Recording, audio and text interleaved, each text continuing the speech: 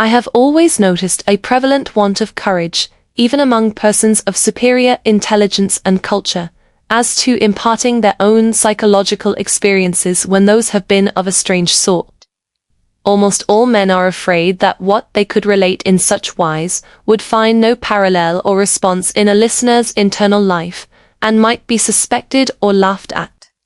A truthful traveller, who should have seen some extraordinary creature in the likeness of a sea serpent, would have no fear of mentioning it, but the same traveller, having had some singular presentiment, impulse, vagary of thought, visions so-called, dream, or other remarkable mental impression, would hesitate considerably before he would own to it. To this reticence I attribute much of the obscurity in which such subjects are involved. We do not habitually communicate our experiences of these subjective things, as we do our experiences of objective creation. The consequence is, that the general stock of experience in this regard appears exceptional, and really is so, in respect of being miserably imperfect. In what I am going to relate, I have no intention of setting up, opposing, or supporting any theory whatever. I know the history of the bookseller of Berlin. I have studied the case of the wife of a late astronomer royal, as related by Sir David Brewster, and I have followed the minutest details of a much more remarkable case of spectral illusion occurring within my private circle of friends. It may be necessary to state, as to this last, that the sucra, a lady, was in no degree, however distant, related to me. A mistaken assumption on that head might suggest an explanation of a part of my own case, but only a part, which would be wholly without foundation.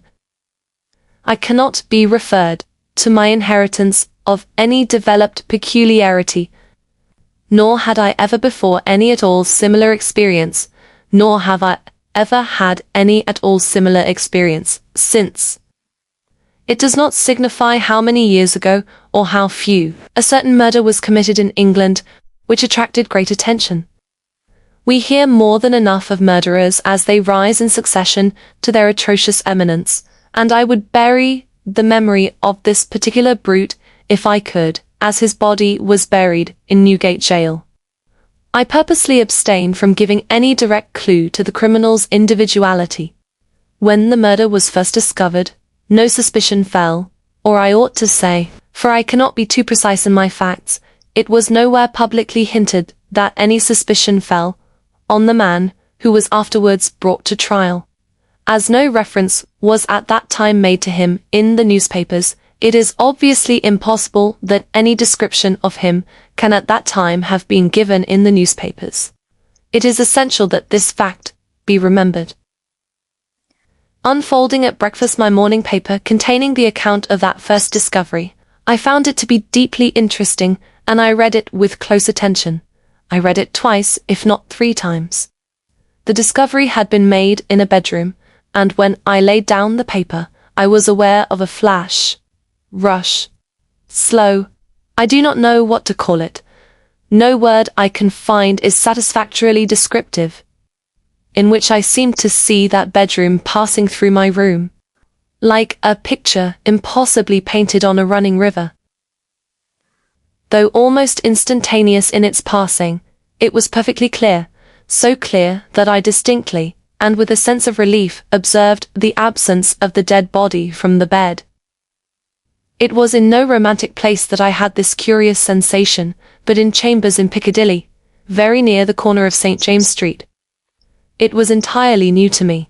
I was in my easy chair at the moment, and the sensation was accompanied with a peculiar shiver, which started the chair from its position. But it is to be noted that the chair ran easily on casters. I went to one of the windows, there are 2 in the room, and the room is on the 2nd floor, to refresh my eyes with the moving objects down in Piccadilly. It was a bright autumn morning, and the street was sparkling and cheerful. The wind was high. As I looked out, it brought down from the park a quantity of fallen leaves, which a gust took and whirled into a spiral pillar. As the pillar fell and the leaves dispersed, I saw 2 men on the opposite side of the way, going from west to east. They were one behind the other. The foremost man often looked back over his shoulder. The second man followed him at a distance of some 30 paces, with his right hand menacingly raised. First, the singularity and steadiness of this threatening gesture in so public a thoroughfare attracted my attention, and next, the more remarkable circumstance that nobody heeded it. Both men threaded their way among the other passengers with a smoothness hardly consistent, even with the action of walking on a pavement, and no single creature that I could see gave them place, touched them, or looked after them. In passing before my window, they both stared up at me. I saw their two faces very distinctly, and I knew that I could recognize them anywhere. Not that I had consciously noticed anything very remarkable in either face, except that the man who went first had an unusually lowering appearance, and that the face of the man who followed him was of the color of impure wax. I am a bachelor, and my valet and his wife constitute my whole establishment. My occupation is in a certain branch bank, and I wish that my duties as head of a department were as light as they are popularly supposed to be. They kept me in town that autumn when I stood in need of change. I was not ill, but I was not well. My reader is to make the most that can be reasonably made of my feeling jaded, having a depressing sense upon me of a monotonous life, and being slightly dyspeptic. I am assured by my renowned doctor that my real state of health at that time justifies no stronger description, and I quote his own from his written answer to my request for it. As the circumstances of the murder gradually unraveling took stronger and stronger possession of the public mind, I kept them away from mine by knowing as little about them as was possible in the midst of the universal excitement. But I knew that a verdict of willful murder had been found against the suspected murderer, and that he had been committed to Newgate for trial. I also knew that his trial had been postponed over 1 sessions of the Central Criminal Court, on the ground of general prejudice and want of time for the preparation of the defense. I may further have known, but I believe I did not, when, or about when, the sessions to which his trial stood postponed would come on. My sitting room, bedroom, and dressing room are all on one floor. With the last, there is no communication but through the bedroom. True, there is a door in it, once communicating with the staircase, but a part of the fitting of my bath has been, and had been then for some years, fixed across it. At the same period, and as a part of the same arrangement, the door had been nailed up and canvassed over. I was standing in my bedroom late one night, giving some directions to my servant before he went to bed. My face was towards the only available door of communication with the dressing room, and it was closed. My servant's back was towards that door. While I was speaking to him, I saw it open and a man look in, who very earnestly and mysteriously beckoned to me. The man was the man who had gone second from the two along Piccadilly, and whose face was of the colour of impure wax. The figure, having beckoned, drew back and closed the door. With no longer pause than was made by my crossing the bedroom, I opened the dressing-room door and looked in. I had a lighted candle already in my hand. I felt no inward expectation of seeing the figure in the dressing-room, and I did not see it there. Conscious that my servant stood amazed, I turned round to him and said, "Derek, could you believe that in my cool senses I fancied I saw a—" As I there laid my hand upon his breast, with a sudden start he trembled violently and said, "Oh Lord, yes, sir, a dead man beckoning." Now I do not believe that this John Derrick, my trusty and attached servant, for more than 20 years, had any impression whatever of having seen such a figure until I touched him. The change in him was so startling when I touched him, that I fully believe he derived his impression in some occult manner from me at that instant. I bade John Derrick bring me some brandy, and I gave him a dram, and was glad to take one myself. Of what had preceded the night's phenomenon I told him not a single word. Reflecting on it, I was absolutely certain that I had never seen that face before, except on the one occasion in Piccadilly. comparing its expression when beckoning at the door with its expression when it had stared up at me as I stood at my window, I came to the conclusion that on the first occasion it had sought to fasten itself upon my memory, and on the second occasion it had made sure of being immediately remembered. I was not very comfortable that night, though I felt a certainty, difficult to explain, that the figure would not return. At daylight I fell into a heavy sleep, from which I was awakened by John Derrick's coming to my bedside with a paper in his hand. This paper, it appeared, had been the subject of an altercation at the door between its bearer and my servant. It was a summons to me to serve upon a jury at the forthcoming sessions of the Central Criminal Court at the Old Bailey. I had never before been summoned on such a jury, as John Derrick well knew. He believed, I am not certain at this hour whether with reason or otherwise, that class of jurors were customarily chosen on a lower qualification than mine, and he had at first refused to accept the summons. The man who served it had taken the matter very coolly. He said that my attendance or non-attendance was nothing to him. There the summons was, and I should deal with it at my own peril and not at his. For a day or two I was undecided whether to respond to this call or take no notice of it. I was not conscious of the slightest mysterious bias, influence, or attention, one way or another. Of that I am as strictly sure as of every other statement that I make here. Ultimately I decided, as a break in the monotony of my life, that I would go. The appointed morning was a raw morning in the month of November. There was a dense brown fog in Piccadilly, and it became positively black, and in the last degree oppressive, east of Temple Bar. I found the passages and staircases of the courthouse flaringly lighted with gas, and the court itself similarly illuminated.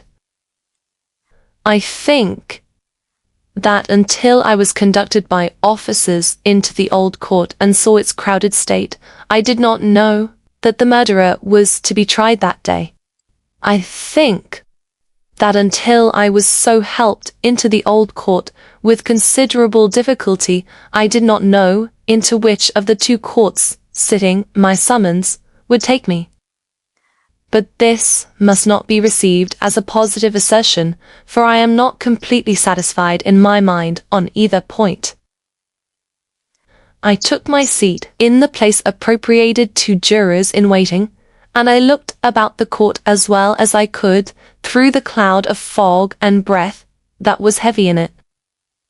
I noticed the black vapor hanging like a murky curtain outside the great windows, and I noticed the stifled sound of wheels on straw or tan that was littered in the street. Also, the hum of the people gathered there, which a shrill whistle or a louder song or hail than the rest occasionally pierced. Soon afterwards, the judges, 2 in number, entered and took their seats. The buzz in the court was awfully hushed. The direction was given to put the murderer to the bar. He appeared there, and in that same instant I recognized in him the first of the 2 men who had gone down Piccadilly. If my name had been called then, I doubt if I could have answered to it audibly. But it was called about 6th or 8th in the panel, and I was by that time able to say, "Here." Now observe, as I stepped into the box, the prisoner who had been looking on attentively, but with no sign of concern, became violently agitated and beckoned to his attorney. The prisoner's wish to challenge me was so manifest that it occasioned a pause, during which the attorney, with his hand upon the dock, whispered with his client and shook his head. I afterwards had it from that gentleman that the prisoner's first affrighted words to him were, "At all hazards, challenge that man," but that as he could give no reason for it and admitted that he had not even known my name until he heard it called and I appeared, it was not done. Both on the ground already explained, that I wished to avoid reviving an unwholesome memory of that murderer, and also because a detailed account of his long trial is by no means indispensable to my narrative, I shall confine myself closely to such incidents in the 10 days and nights during which we, the jury, were kept together, as directly bear on my own curious personal experience. It is to that, and not to a page of the Newgate calendar, that I beg attention. I was chosen foreman of the jury. On the second morning of the trial, after evidence had been taken for 2 hours, I heard the church clock strike. Happening to cast my eyes over my brother jurymen, I found an inexplicable difficulty in counting them. I counted them several times, yet always with the same difficulty. In short, I made them one too many. I touched the brother juryman whose place was next me, and I whispered to him, "Oblige me by counting us." He looked surprised by the request, but turned his head and counted. "Why," says he suddenly, "we are the... But no, that is not possible. No, we are 12. According to my counting that day, we were always right in detail, but in the gross we were always one too many. There was no appearance, no figure to account for it. But I had an inward foreshadowing of the figure that was surely coming. The jury were housed at the London Tavern. We all slept in one large room on separate tables, and we were constantly in the charge and under the eye of the officer sworn to hold us in safekeeping. I see no reason for suppressing the real name of that officer.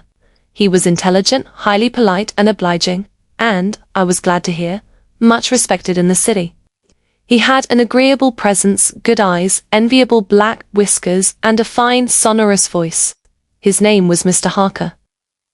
When we turned into our 12 beds at night, Mr. Harker's bed was drawn across the door. On the night of the second day, not being disposed to lie down, and seeing Mr. Harker sitting on his bed, I went and sat beside him and offered him a pinch of snuff. As Mr. Harker's hand touched mine in taking it from my box, a peculiar shiver crossed him and he said, "Who is this?" Following Mr. Harker's eyes, and looking along the room, I saw again the figure I expected, the second of the 2 men who had gone down Piccadilly. I rose and advanced a few steps, then stopped and looked round at Mr. Harker. He was quite unconcerned, laughed, and said in a pleasant way, "I thought for a moment we had a 13th juryman without a bed. But I see it is the moonlight." Making no revelation to Mr. Harker, but inviting him to take a walk with me to the end of the room, I watched what the figure did. It stood for a few moments by the bedside of each of my 11 brother jurymen, close to the pillow. It always went to the right-hand side of the bed, and always passed out crossing the foot of the next bed. It seemed, from the action of the head, merely to look down pensively at each recumbent figure.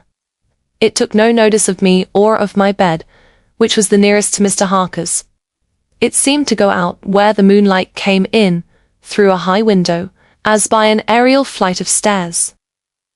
Next morning, at breakfast, it appeared that everybody present had dreamed of the murdered man last night, except myself and Mr. Harker. I now felt as convinced that the second man who had gone down Piccadilly was the murdered man, so to speak, as if it had been borne into my comprehension by his immediate testimony. But even this took place, and in a manner for which I was not at all prepared. On the 5th day of the trial, when the case for the prosecution was drawing to a close, a miniature of the murdered man, missing from his bedroom upon the discovery of the deed, and afterwards found in a hiding place where the murderer had been seen digging, was put in evidence. Having been identified by the witness under examination, it was handed up to the bench, and thence handed down to be inspected by the jury.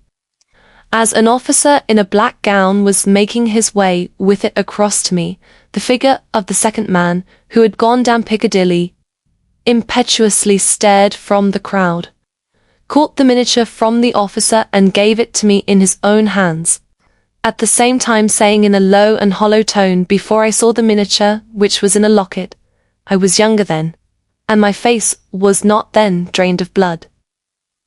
It also came between me and the brother juryman, to whom I would have given the miniature, and between him and the brother juryman, to whom he would have given it. And so it passed on through the whole of our number, and back into my possession. Not one of them, however, detected this. at table, and generally when we were shut up together in Mr. Harker's custody. We had from the first naturally discussed the day's proceedings a good deal. On that 5th day, the case for the prosecution being closed, and we having that side of the question in a completed shape before us, our discussion was more animated and serious. Among our number was a vestryman, the densest idiot I've ever seen at large, who met the plainest evidence with the most preposterous objections, and who was sided with by 2 flabby parochial parasites, all 3 impaneled from a district so delivered over to fever that they ought to have been upon their own trial for 500 murders. When these mischievous blockheads were at their loudest, which was towards midnight, while some of us were already preparing for bed, I again saw the murdered man. He stood grimly behind them, beckoning to me. On my going towards them and striking into the conversation, he immediately retired. This was the beginning of a separate series of appearances, confined to that long room in which we were confined. Whenever a knot of my brother jurymen laid their heads together, I saw the head of the murdered man among theirs. Whenever their comparison of notes was going against him, he would solemnly and irresistibly beckon to me. It will be borne in mind that down to the production of the miniature on the 5th day of the trial, I had never seen the appearance in court. 3 changes occurred now as we entered on the case for the defense. 2 of them I will mention together first. The figure was now in court continually, and it never there addressed itself to me, but always to the person who was speaking at the time. For instance, the throat of the murdered man had been cut straight across. In the opening speech for the defense, it was suggested that the deceased might have cut his own throat. At that very moment, the figure, with its throat in the dreadful condition referred to, this it had concealed before, stood at the speaker's elbow, motioning across its windpipe, now with the right hand, now with the left, vigorously suggesting to the speaker himself the impossibility of such a wound having been self-inflicted by either hand. For another instance, a witnessed character, a woman, deposed to the prisoners being the most amiable of mankind. The figure, at that instant, stood on the floor before her, looking her full in the face and pointing out the prisoner's evil countenance with an extended arm and an outstretched finger. The 3rd change now to be added impressed me strongly as the most marked and striking of all. I do not theorize upon it, I accurately state it, and there leave it. Although the appearance was not itself perceived by those whom it addressed, its coming close to such persons was invariably attended by some trepidation or disturbance on their part. It seemed to me as if it were prevented by laws to which I was not amenable from fully revealing itself to others, and yet as if it could invisibly, dumbly, and darkly overshadow their minds. When the leading counsel for the defense suggested that hypothesis of suicide, and the figure stood at the learned gentleman's elbow frightfully sawing at its severed throat, it is undeniable that the counsel faltered in his speech, lost for a few seconds the thread of his ingenious discourse, wiped his forehead with his handkerchief, and turned extremely pale. When the witness to the character was confronted by the appearance, her eyes most certainly did follow the direction of its pointed finger, and rest with great hesitation and trouble upon the prisoner's face. 2 additional illustrations will suffice. On the 8th day of the trial, after the pause which was every day made early in the afternoon for a few minutes' rest and refreshment, I came back into court with the rest of the jury some little time before the return of the judges. Standing up in the box and looking about me, I thought the figure was not there until, chancing to raise my eyes to the gallery, I saw it bending forward and leaning over a very decent woman, as if to assure itself whether the judges had resumed their seats or not. Immediately afterwards, the woman screamed, fainted, and was carried out. So with the venerable, sagacious, and patient judge who conducted the trial. When the case was over, and he settled himself and his papers sum up The murdered man, entering by the judge's door, advanced to his lordship's desk, and looked eagerly over his shoulder at the pages of his notes which he was turning. A change came over his lordship's face. His hand stopped. The peculiar shiver that I knew so well passed over him. He faltered. "Excuse me, gentlemen, for a few minutes. I am somewhat oppressed by the vitiated air," and did not recover until he had drunk a glass of water.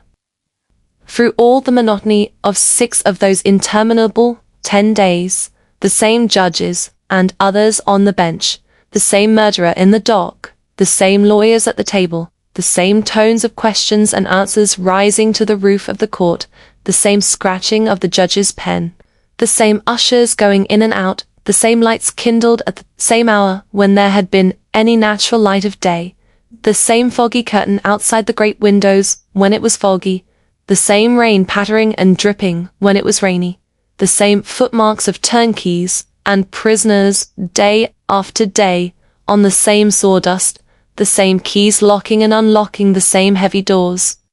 Through all the wearisome monotony, which made me feel as if I had been foreman of the jury for a vast period of time and Piccadilly had flourished coevally with Babylon, the murdered man never lost one trace of his distinctness in my eyes, nor was he at any moment less distinct than anybody else. I must not omit, as a matter of fact, that I never once saw the appearance, which I call by the name of the murdered man, look at the murderer. Again and again I wondered, why does he not? But he never did. Nor did he look at me after the production of the miniature, until the last closing minutes of the trial arrived. We retired to consider, at 7 minutes before 10 at night. The idiomatic vestryman and his 2 parochial parasites gave us so much trouble that we twice returned into court to beg to have certain extracts from the judge's notes reread. 9 of us had not the smallest doubt about those passages. Neither, I believe, had anyone in the court. The dunder-headed triumvirate, having no idea but obstruction, disputed them for that very reason. At length we prevailed, and finally the jury returned into court at 10 minutes past 12. The murdered man at that time stood directly opposite the jury box, on the other side of the court. As I took my place, his eyes rested on me with great attention. He seemed satisfied, and slowly shook a great grey veil, which he carried on his arm for the first time, over his head and whole form. As I gave in our verdict, guilty, the veil collapsed, all was gone, and his place was empty.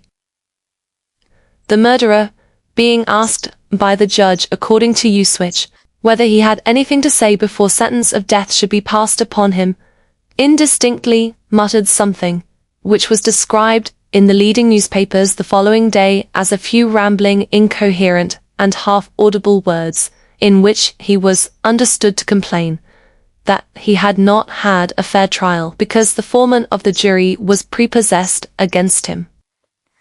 The remarkable declaration that he really made was this: "My lord, I knew I was a doomed man when the foreman of my jury came into the box. My lord, I knew he would never let me off, because, before I was taken, he somehow got to my bedside in the night, woke me, and put a rope round my neck.